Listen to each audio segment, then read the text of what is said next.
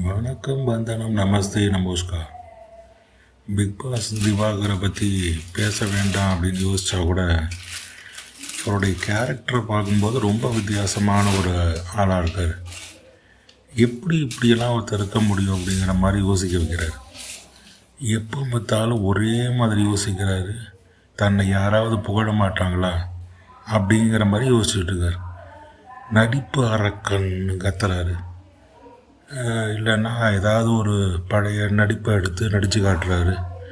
இந்த big Boss season ஃபுல்லாகவே இதையே பண்ணிக்கிட்டு இருக்காரு. இது நடிப்பு தான். எப்போ பார்த்தாலும் நடிப்புன்னா அந்த நடிப்பு அவர் பண்ணுறத எல்லோரும் அங்கே பிக் பாஸில் இருக்கிறவங்களே கிண்டல் பண்ணிக்கிட்டு இருக்காங்க. ஆனாலும் தொடர்ச்சியாக பண்ணிக்கிட்டே இருக்கார். நடிப்பு அரக்கன்னு சொல்கிறார். பக்கத்தில் ஒருத்தரை கூப்பிட்டு, ஒரு பிக் பாஸ் கண்டஸ்டண்ட்டை கூப்பிட்டு நடிப்பு அரக்கன்னு சொல்லு அப்படிங்கிறார். இப்படியெல்லாம் ஒருத்தர் சொல்லி நான் பார்த்ததே இல்லை. நார்மலாக பார்த்திங்கன்னா நல்லா புகழ் வந்துருச்சு அப்படின்னு சொன்னால் அவங்கள எல்லாருமே புகழ்வாங்க. நல்லா பண்ணுறாங்க, நல்லா பர்ஃபார்ம் பண்ணுறாங்க அப்படின்னு சொல்லி. இவனடான்னா ஒவ்வொருத்தரையாக கூப்பிட்டு பிக் பாஸில் என்னை நடிப்பு அரக்கன்னு சொல்லுன்னு சொல்லி ஒவ்வொருத்தரையாக கேட்டு மைக்கில் பேச வைக்கிறாரு. இது என்ன ஒரு மாதிரியாக இருக்கிற மாதிரி இருக்கு. அவர் வேறு எதுலேயுமே கான்சன்ட்ரேட் பண்ணுறதே இல்லை. எப்போ பார்த்தாலும் இந்த ஒரு விஷயத்தை தவிர மைண்டில் அவருக்கு எதுவுமே ஓட மாட்டேங்குது. எல்லோரும் தன்னை நடிப்பு அரக்கன்னு சொல்லணும் அப்படின்னா என்ன நடிச்சிருக்கேன்னு கேட்டால் அதெல்லாம் கிடையாது, நீ நடிப்பு அரக்கன்னு சொல்லுன்னு. இப்போ ஒருத்தர் வியாபாரம் பண்ணுறான்னு வச்சுங்க, தக்காளி வியாபாரம் பண்ணுறாங்கன்னு வச்சுங்க. அப்போ அவங்க தக்காளி வியாபாரம் பண்ண போகிறாங்கன்னு சொல்ல போகிறாங்க. தக்காளி வியாபாரமே பண்ணாமல் சும்மா நிற்கிறவர் என்ன சொல்கிறாருன்னா, என்னை பார்த்து நீ தக்காளி வியாபாரம்னு சொல்லு அப்படின்னு சொல்கிற மாதிரி இருக்குது. என்ன பண்ணுறாங்க அந்த வேலையை எல்லாருமே சொல்ல போகிறாங்க. இந்த வேலையே பண்ணாமல் நீ அதுதான் பண்ணுறேன்னு எல்லாம் சொல்லுவாங்களே, அந்த மாதிரி எப்போ பார்த்தாலும் யாரையாவது கூப்பிட்டு வச்சுக்கிட்டு நடிக்கிறேன் பாருன்னு பிக் பாஸ் ஃபுல்லாக இதையே பண்ணிக்கிட்டு இருக்கார். இந்த நடிப்பை பார்த்தா அவ்வளோ கஷ்டமாக இருக்குது. இது ஏன் அவர் பண்ணுறாரு, என்ன பண்ணுறாரு ஒன்றுமே புரிய மாட்டேங்குது. இப்படியெல்லாம் ஒரு கண்டஸ்டண்ட்டை போட்டு பிக் பாஸ் எடுக்கணுமா அப்படின்னு கேள்வி கேட்டால் அவங்களுக்கு ஒரு கண்டென்ட் வேணுங்கிற மாதிரி எடுத்துகிட்டு இருக்காங்க. இவர் கண்டென்ட்டை கொடுத்துக்கிட்டே இருக்கார்.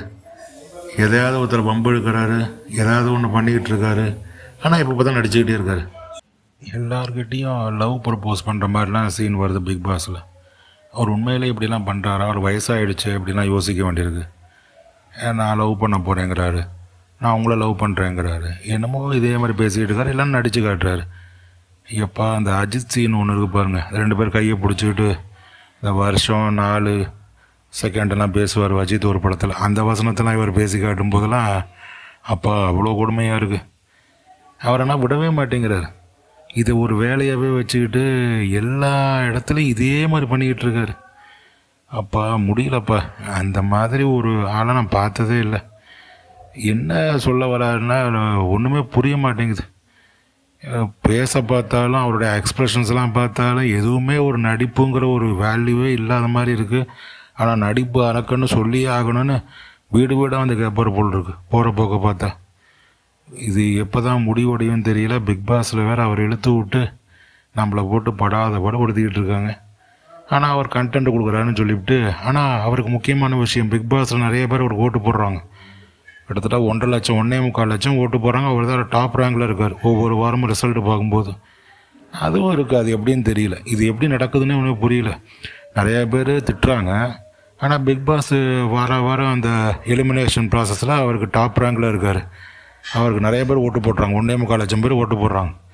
இது என்ன நடக்குது? ஒருவேளை ஒரு பிஆர் டீம் வச்சு வேலை பார்க்குறாரா அப்படின்னு ஒரு டவுட் இருக்குது. தெரியல, நம்மளுக்கு என்னன்னு தெரியும். அவர் உள்ளே வரும்போது இதனை ஏற்பாடு பண்ணிட்டு வந்துட்டாரா, அவருக்கு உண்மையிலே ஓட்டு போடுறாங்களா, ஒன்றுமே புரியாத அளவுக்கு ஓடிக்கிட்டுருக்கு. சரி, என்ன நடக்குதுன்னு பார்ப்போம். நன்றி, வணக்கம்.